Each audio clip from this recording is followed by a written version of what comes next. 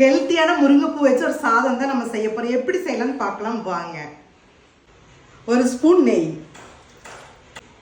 கடுகு, கடலைப்பருப்பு, உளுந்தம்பருப்பு, சின்ன வெங்காயம் பொடி பொடியாக அரைச்சது, 2 வரமிளகாய்,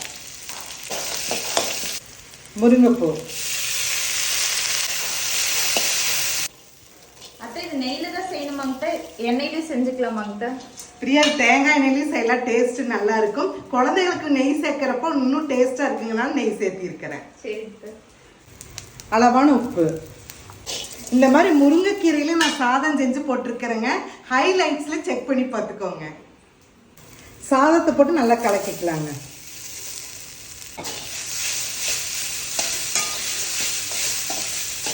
முருங்கைப்பூ சாதம் ரெடி.